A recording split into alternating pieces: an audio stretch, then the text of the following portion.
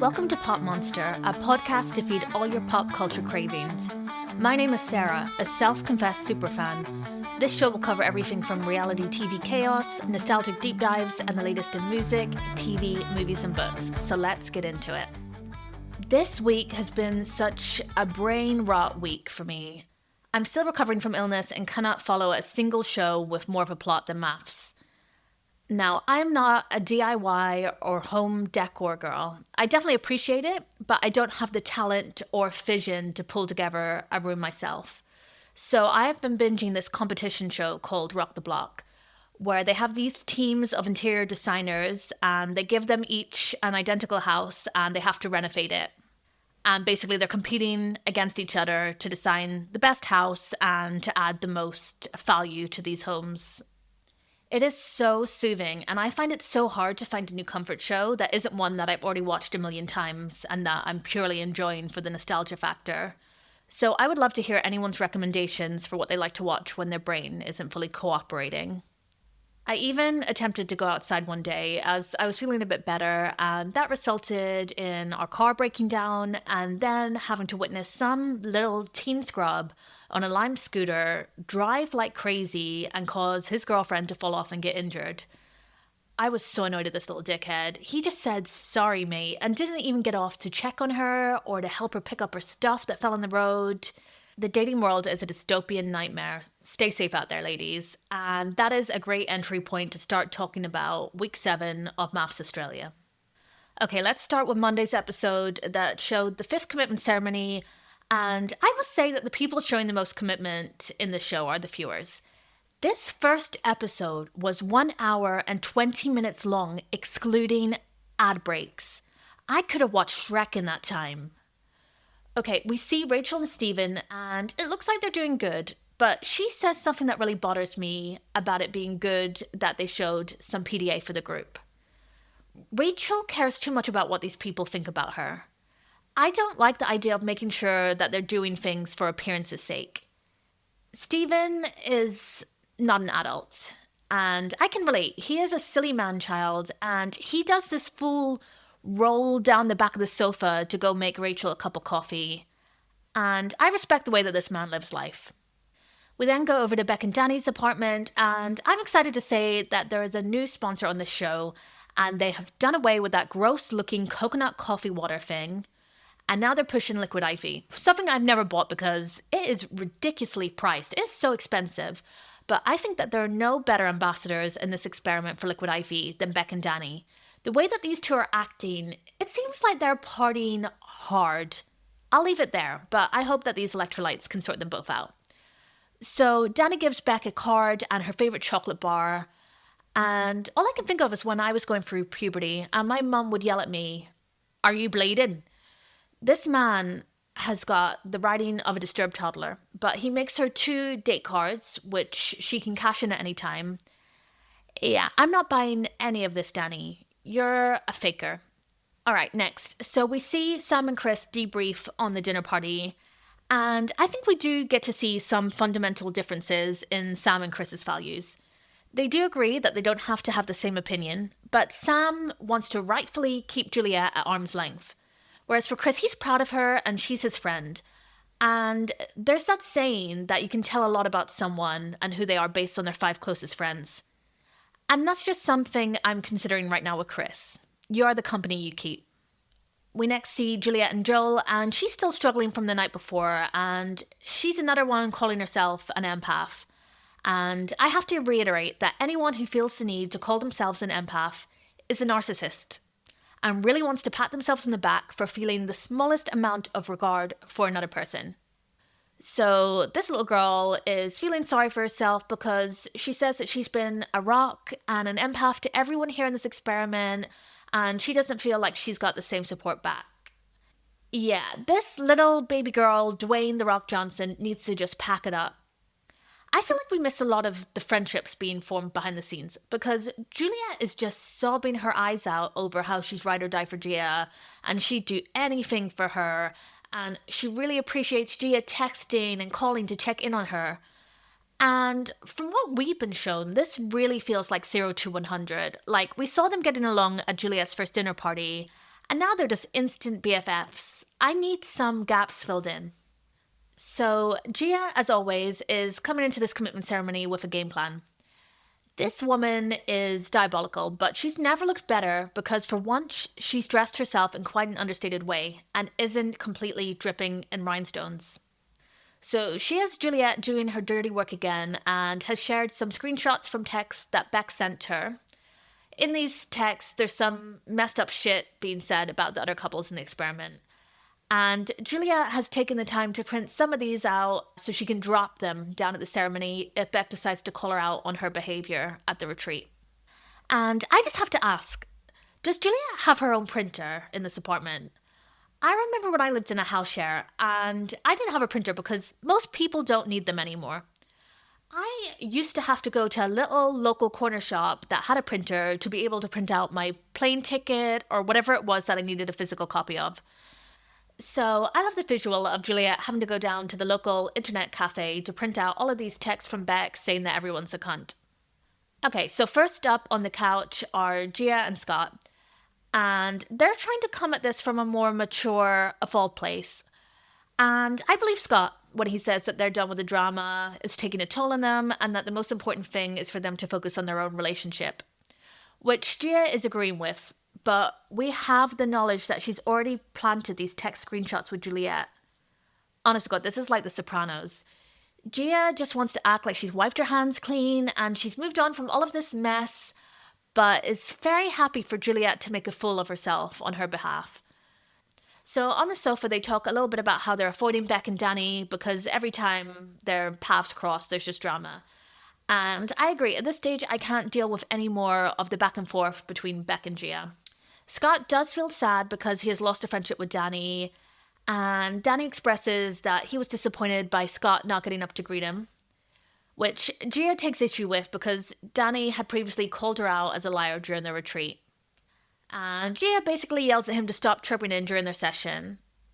Guys, we only have a few weeks left. Can we just separate these two couples? I need to get off of this revolving hamster wheel. Now, looking at Scott, he isn't looking great. He is looking pretty burnt out.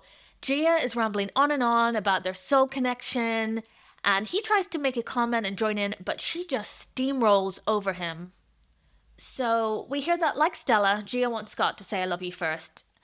And these two are moving at lightning speed. They say that they're looking at houses that they could rent together, and she's got a quote from Movers. Yeah, this is bananas. So final decision is that they both say stay. Next up is Beck and Danny, and thank God we're getting these two out of the way early as well. So Beck is reflecting on the retreat and the speech that she made, and she does make another apology to Stephen and Rachel. She says that there was a pile-on at the retreat, and she had a very challenging time and spent hours in bed crying. Yeah, if you can't already tell from my tone, I'm very unsympathetic to all of this. I'm just like, walk it off, girl. People have war in their country. I'm over this. I'm learning that I'm definitely not an empath. I will say that during the ceremony, both Beck and Danny are wearing these white summer blouses, and it's reminding me of the Backstreet Boys in the I Want It That Way music video, or basically any of the outfits that Diane Keaton wears in the film Something's Gotta Give. I hope my partner never sees this episode. He'd love for us to wear matching outfits. He wanted us to both get these jackets with dragons on the back. And like Meatloaf said, I will do anything for love, but I won't do that. I'm not doing matching couples outfits. It then gets supremely awkward for Beck as she worries that she has a lot stronger feelings for Danny than what he has for her, obviously. And the experts do press him on whether or not he can see a future without Beck in it. And this man starts panicking. He turns beetroot red and he is blinking so rapidly. Danny is doing his very best to fake his way until the end of this experiment to get some extra screen time for himself, but this is pushing his acting abilities to their limit. I have to give it to Beck. She will not hesitate to embarrass herself in front of this man. She just keeps banging on about how crazy strong her feelings are for Danny. I can even tell that Gia feels bad for her and feels uncomfortable because her eye is twitching like crazy again. Eventually, Beck confesses that she loves him, and this is just too much secondhand embarrassment for me. I had to pause the TV, do a lap around my house, take a breath, and a swig of my Diet Dr. Pepper before I could even continue watching this. So, Danny is in shock once he hears this confession of love, and she's just blurting out her feelings and saying that she's adulting and that she hopes that he won't run away from her. They both say stay, and I need to move on because this made me feel physical pain. Next up is Rachel and Stephen. They talk about how their intimacy increased, but she shares that it was a one and done finger bang, and there has been no follow-up digital activity due to her having a breakdown for 3 days at the retreat. Rachel shares that she was influenced and feels that she was used as a pawn by Gia and Juliet. Anyway, both her and Stephen are giggling as usual and feel like they're progressing, at least emotionally, so they both decide to stay. So Chris and Sam, not much to say here, but they have been intimate. Not entirely sure what that entails, not my business, but Sam now thinks of Chris as his boyfriend, and he is usually a slow burner. They're very cute, and when I was watching the commitment ceremony, I really liked that they'd fought out the logistics of how they could work out after this experiment. Obviously, we later learned that Sam had no clue on any of this, and I'm still feeling a bit iffy on Chris. Okay, now, I don't mean to be a perv, but who am I kidding? I am. And I was so disappointed to see David at the ceremony wearing a jacket with a shirt underneath. His shirtless dinner party look was my week 6 highlight. I shared it on my Instagram and TikTok because I've been doing rankings of the dinner party outfits every week, and usually it's just limited to the women, but last week I threw everything out the window and had to crown number 1 to this beautiful man. So he's saying that he can handle her and she's a storm to his calm, and I've taken a real turn with Alyssa. I don't like her. She sounds exhausting and David can do better. He says that he's falling for her and that she can't scare him. And I need you to wake up, David. Ugh. Anyway, they both say stay. Next up is Stella and Philip. And before this woman can even make it to the couch, she is grabbing fistfuls of tissues because she is ready to bawl. So after him saying I love you, she has gone into self-preservation mode. And she says that she has kind of, in some long-winded way, said I love you back. I don't know what that means. But she's worrying about the future because he doesn't see himself moving to Sydney where she's located, and that's a deal breaker for her. So with these two, I think they're the only chance we have of a successful couple this season.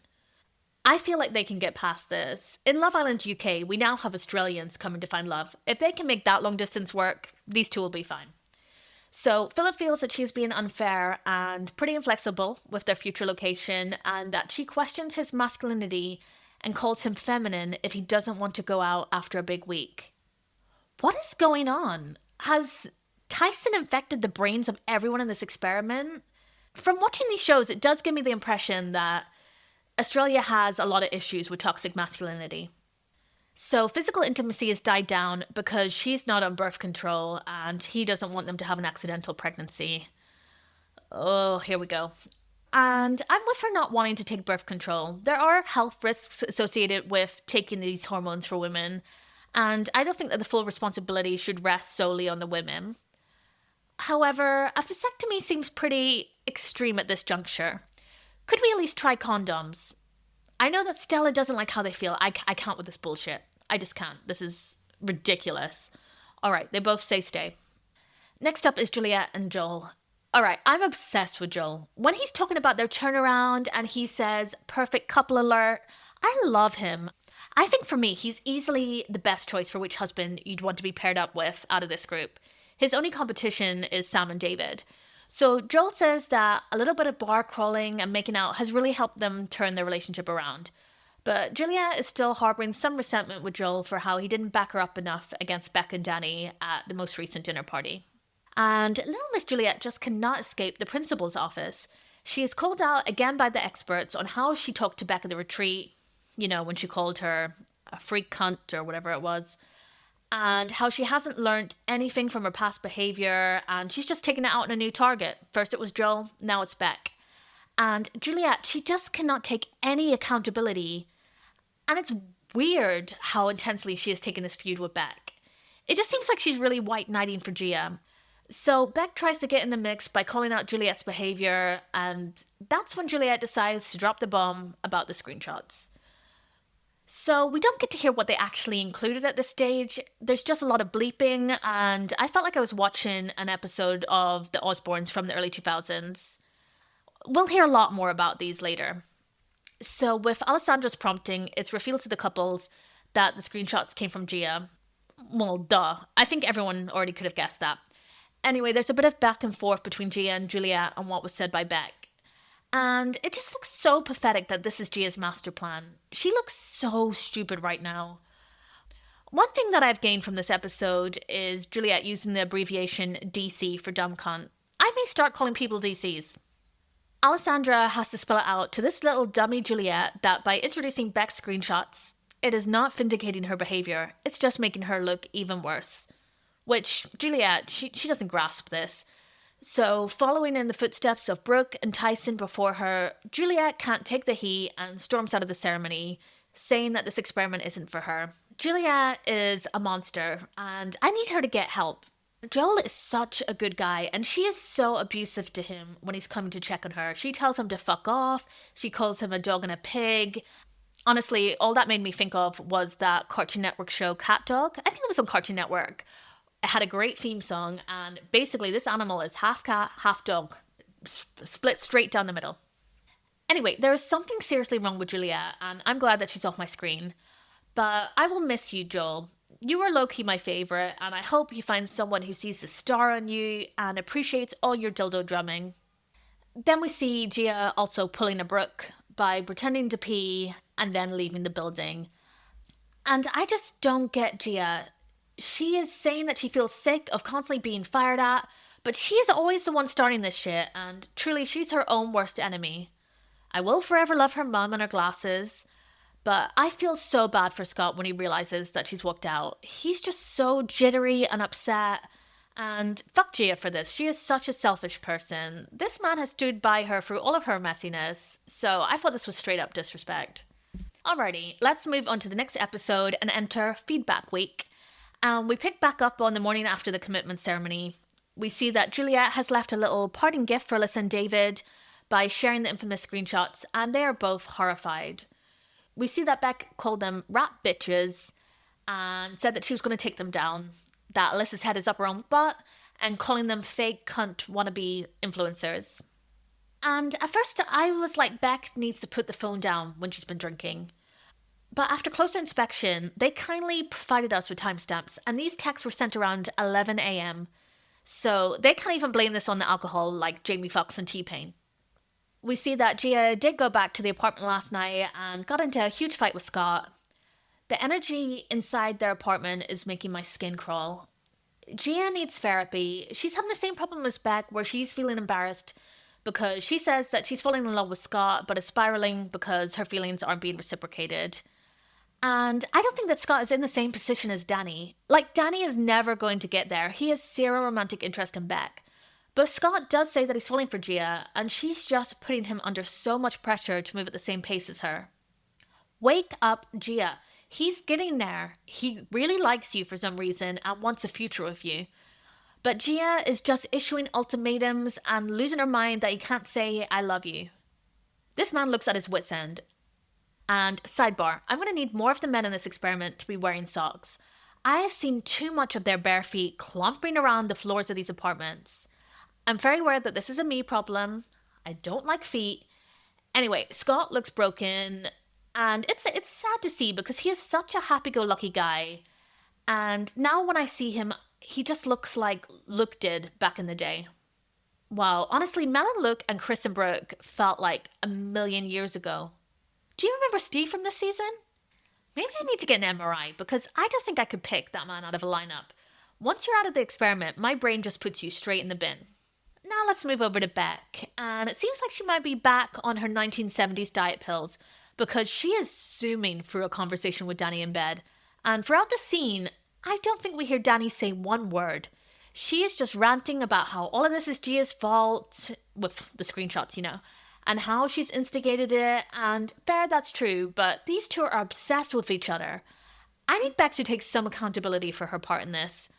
But I understand that it is Gia that is starting a lot of this mess. Alright, let's move on to the first task of Feedback Week. And we see Sam and Chris in their apartment, and these two are just too wholesome playing Rummy Cub. Anyway, they have been given the mission of meeting with another participant in the experiment to gain some new, fresh perspective on their relationships. But of course, naturally, the producers are going to pick the pairings, and they'll always pick the most high-drama matchups. Gia and Beck both know this, and they're both freaking out, not wanting to take part in this task. And they're both still reeling from prematurely saying I love you to their husbands, and are nervous about their partner getting any external feedback from one of the other brides. Okay, so in this episode, we get to see the pairings of Sam and Philip, Stella and Scott, Beck and David, and the failed attempt of a Gia and Danny meetup. Let's get into Scott and Stella, and now I see some cracks with her and Philip, because she has way more chemistry with Scott. I can see these two together. They're both in too deep now to have an affair. I'm also quite annoyed that we haven't had an affair in this season, but anyway, I felt the tension. Although they both seem to really love Philip, so maybe it's time for a throuple in this experiment. Scott talks about how he's going through a rough time, as Gia has given him an ultimatum that she'll leave if he's not ready to say I love you in 2 weeks. And I'm telling you, Stella needs to drop her beautician career and become a therapist, as long as she's not talking about contraception. But Stella can see that Gia is, as Lisa Vanderpump would call it, a broken bird.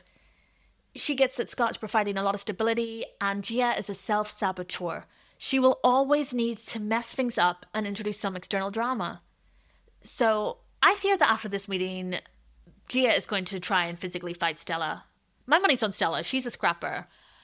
But Stella makes it clear to him that these issues with Gia are going to continue beyond this experiment and once they're back outside the bubble. This wraps up with Stella giving Scott the gift of a blue quartz crystal. And this loses me a bit. I have a mom who believes in crystals and a lot of new age stuff. It's not for me. I'm a skeptic. I'm Scully in the X-Files. But fair play if it gives you happiness. And there is a crystal shop not too far from my house. And I enjoy looking at the displays in the window. They're very pretty. I'm not going to pay that money for them, but they're nice to look at. But when I see Stella do stuff like handing out crystals, it gives me some insight into why she's such a good match for Philip. Alright, Sam and Philip.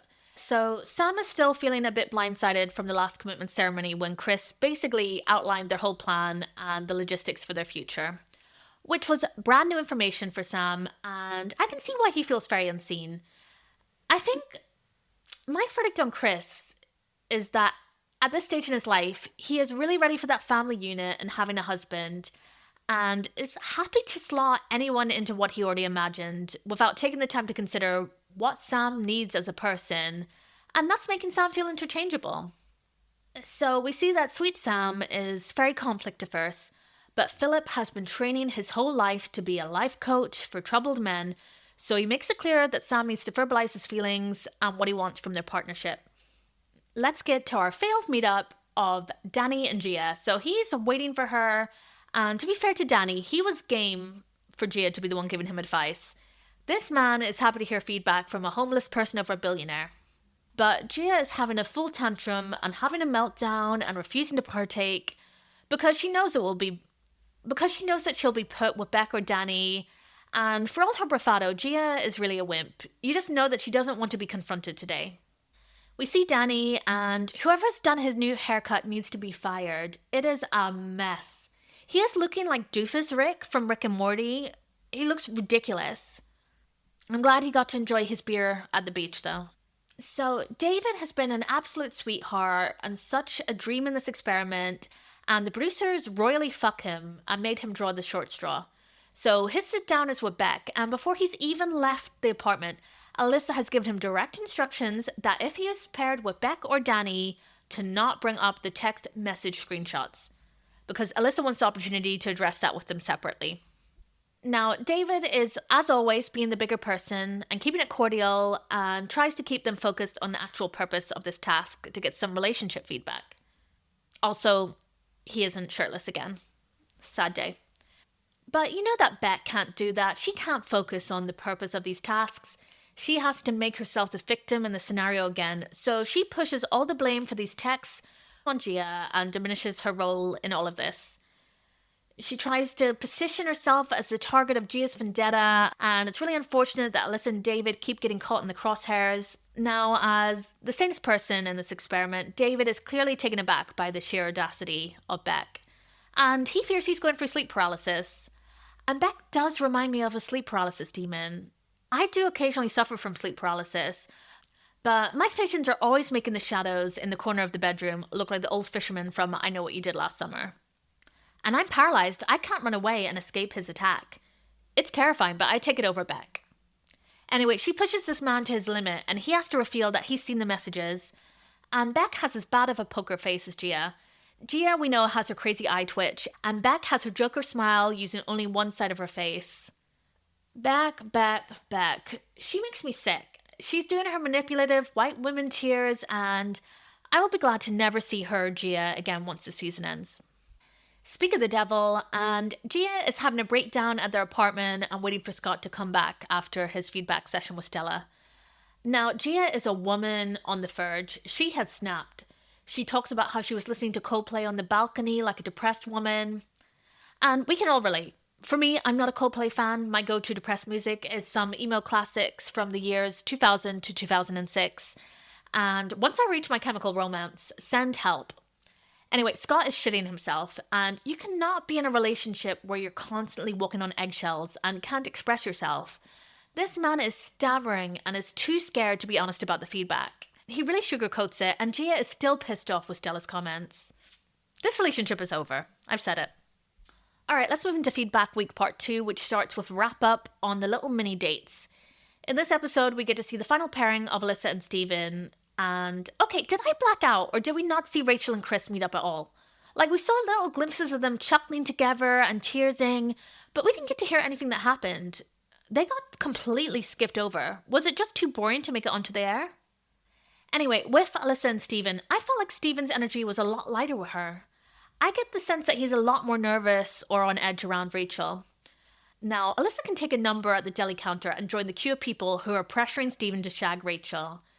This is weirdo behavior. I know it happens every year, but it's so strange to me that adults are doing this. And if I was Rachel, I would feel a little bit humiliated that so many people are having to amp Steven up to make the next move with me. It's clear to me, at least, that Steven doesn't like her romantically. I'm sure he finds her attractive, and he does seem to really care about her as a person. But he just needs to be honest at this stage that the relationship can go no further. The finger bang was enough, and we need to shut it down. Also in this chat, Steven just casually throws out that Alyssa and Rachel are best friends. Like, this is knowledge that all of us know. I've never picked up on them being particularly close.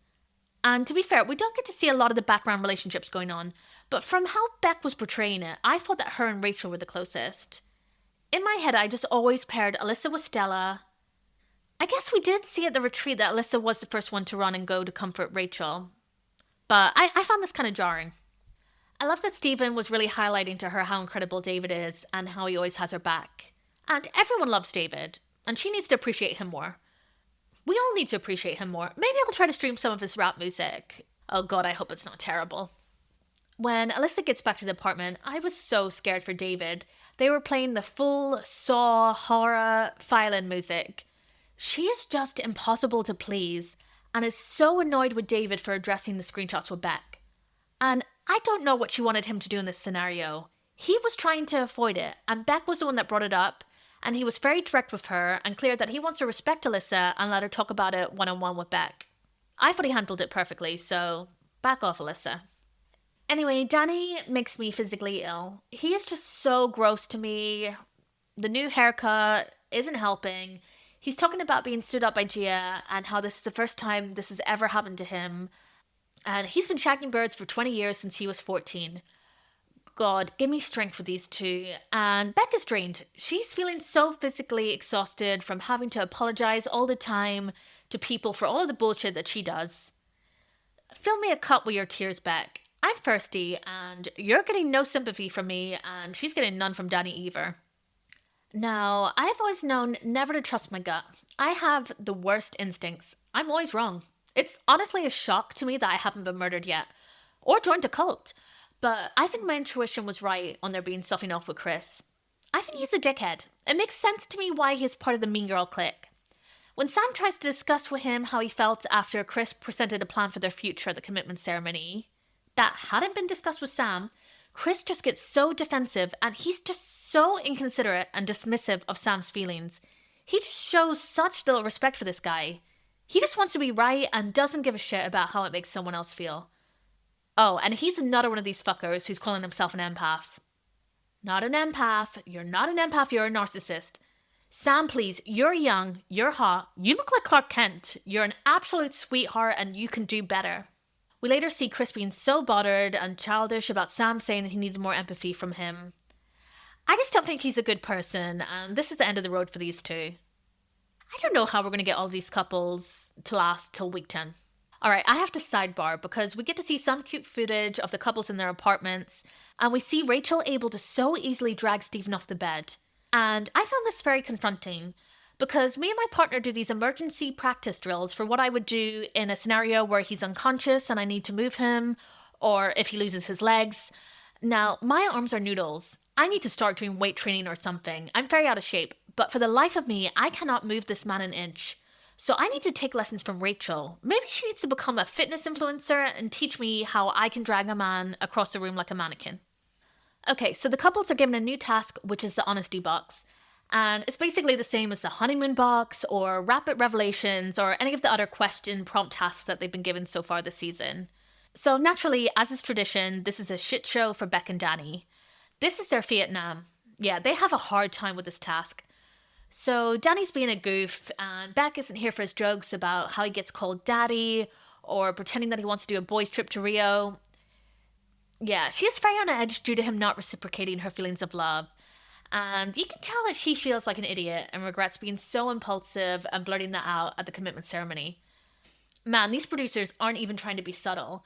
He's given the question, does he think that he could fall in love with her? And I have to say, Danny's pretty flippant about this. There's a lot of maybes and potentially could go there, but this is just not enough of a commitment for Beck.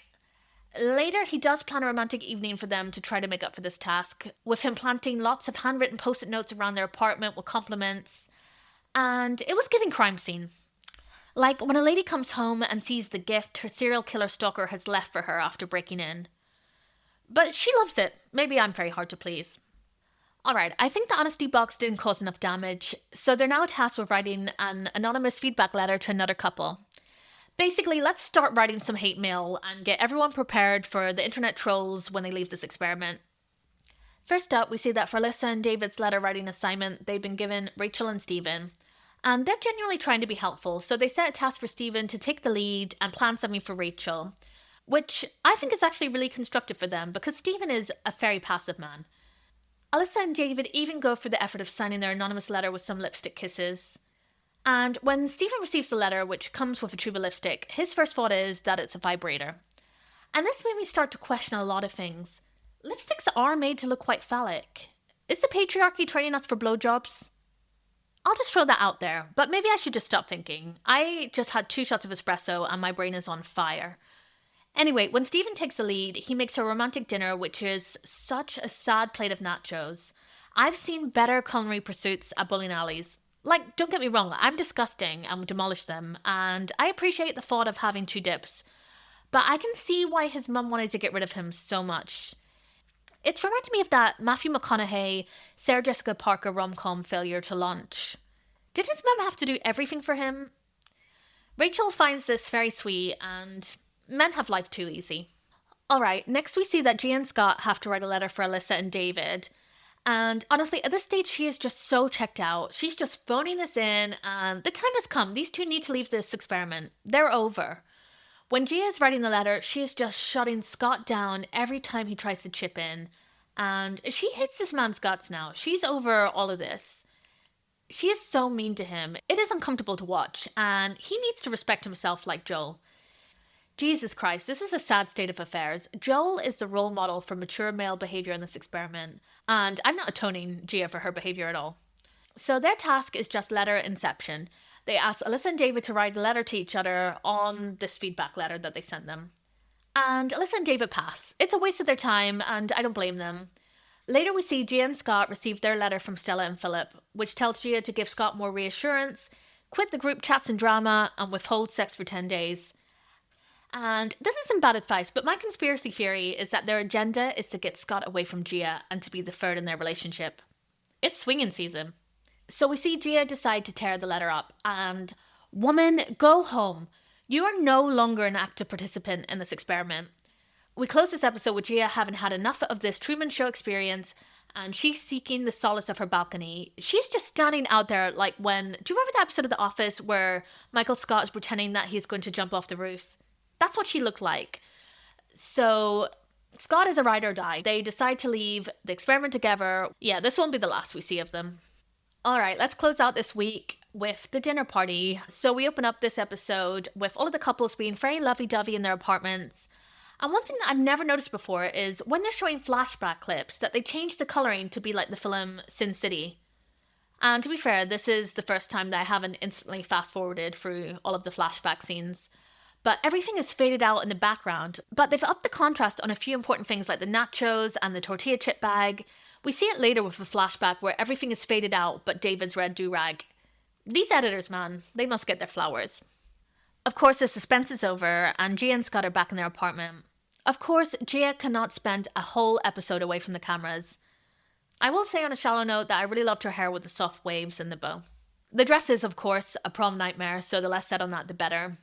They do seem to be doing a lot better after having a weekend trip away, and to be fair to her, I think the atmosphere in the Taco Bell apartment hotel is bringing everyone down. We see that there's been some progress for Beck and Danny, with them officially being boyfriend and girlfriend.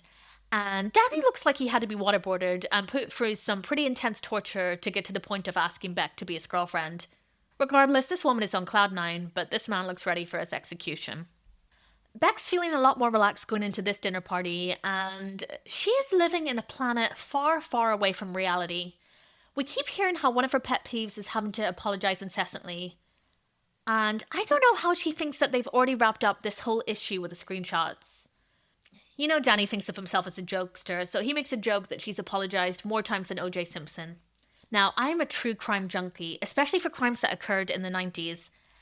And Danny is a know-nothing. There are few men who are less apologetic than O.J. Simpson.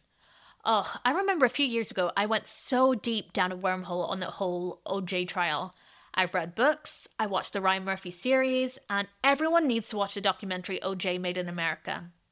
Anyway, we learned that the text screenshots have been circulated through the whole group, and everyone is acting like a war crime has been committed. This is reminding me of the film Mean Girls, when Regina makes all those photocopies from the burned book and spreads them throughout the school. Now, once we're in the cocktail party, we see Alyssa looking like a mermaid, and she is ice cold to Beck, and is waiting to address the screenshot fiasco at the dinner table. But Beck is back on her old shit and trying to do her best to deflect from her own actions. She makes a big speech announcing their boyfriend-girlfriend status. Although I did feel bad for her when Stella and Philip were joking, and basically Stella was saying to Philip, "Why haven't you made me a girlfriend?" And Philip said that Stella told him that that would be a step back. Some things don't need to be said out loud. Anyway, Beck also tries to throw some fire at Gia for not showing up to the feedback date with Danny. So things have gone from bad to Chernobyl with Chris and Sam.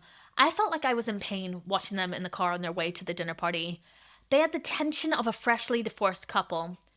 Basically, Sam drops a bomb on Chris that he wants to bring up their issues tonight to get feedback from the group. And he feels like Chris's apologies after their argument were insincere and he felt gaslit. Okay, when I saw the preview of this at the end of the last episode, I thought that a bigger bomb was going to be dropped. Like Sam were feeling that he has zero interest in having a family. With this pairing, I'm not the biggest fan of Chris, and as you know, I've been an ardent Sam defender, but he lost me a little bit with this. Is he just that naive? Why would you want to bring this up with these people? And I hate to sound like Gia, but I wouldn't respect any insights that these dumbasses had to give on my relationship. Potentially Joel, if he was still here. So I get the feeling that Sam just wants backup because he's pretty conflict averse and doesn't know how to respond to Chris on his own. When we get to the cocktail party, Gia makes it clear that she's Team Chris, has never liked Sam, and this woman has never once been on the right side of history. Once we're at the dinner table, it's clear that more people than just Gia have checked out. The vibes are low, and there's a lot of awkward silence. I miss Joel. He could have shared some Teddy anecdotes and turned the mood around. Anyway, Alyssa has her opportunity to confront Beck, and I will say that her and David, they keep it classy, they're very calm, very civil, But Beck really reminds me of behaviour that I've seen a lot at Real Housewives reunions. She thinks that by being the loudest person in the room, talking over the other person, and not letting them get their point across, lets her get away with her behaviour. Again, she's lacking accountability, and when she's faced with these rational people who are upset that she called them rat cunts, she transforms into the cover of one of those Animorph books. She is at the halfway evolution point between a human woman and a gaping fish that has been left to die on land. Okay, our second shit show of the dinner party is the breakdown of the Sam and Chris relationship. And upon seeing how Sam was trying to bring it up, I think he genuinely is a very trusting person and thought that he could get some progress with the group. Because Chris can be quite aggressive, and Sam was clearly not getting anywhere with their private conversation. Yeah, this was all pointless. There's zero resolution with these two. Let's see what happens when they get some support from the experts. But all of us with eyes can see that Sam is too good for Chris, who is droning on and on about how he feels like he's had a dagger to the heart. Ugh, he's not for me. Danny tries to understand why Gia bailed on their little feedback date, and this just sets Beck off again. She wants to get to the bottom of why Gia sent those screenshots to Juliet, and I can't do this anymore. It's very simple. They both need to avoid each other. All they can do is just constantly fling shit at each other, then try to act like they're the wounded party. I'm tired, and so is Danny. He says that he came here for love, not drama, and he's sick of having to deal with this every single dinner party. And I call bullshit on Danny being here for love with Beck. I agree that he doesn't seem to want the drama, and I think he's regretting ever mentioning Bonnie and Clyde, because he doesn't want to have to look bad and have to defend Beck's terrible behaviour. She wants him to be a ride or die and to be wary about what he says, and Danny does a mic drop when he tells her to be wary about what she texts. Yeah, these two are not in a good place, and Beck is spiralling. She storms out of the dinner party, says that they're done, and whines at a producer in the women's toilets. Alright, my final point in this episode is that I've been really trying to get a good look at what's being served for dinner, because I only ever see them eating bread rolls. Is it just an endless bread roll buffet? I need their social media team to be sharing a full menu in advance, and I can try to cook it or buy it pre-made to enjoy while watching the dinner party. So that wraps up week 7 of MAFS Australia. I will be back with episodes next Tuesday and Friday. The first on Tuesday will be starting a new series where I break down Selena Gomez's discography. Then on Friday, I'll be back as usual covering week 8 of MAFS Australia. So hopefully you guys like this episode. Thank you so much for listening. And if you liked what you heard here, please subscribe and follow the podcast on Apple or Spotify. You can also find me on Instagram at PopMonsterPod. And if you enjoyed this episode, please consider leaving a review on Apple Podcasts. It really helps new people find the podcast. Also, feel free to DM me on Instagram if you have any ideas for things you'd like me to cover in future episodes. Thank you guys so much, and have a wonderful rest of your day.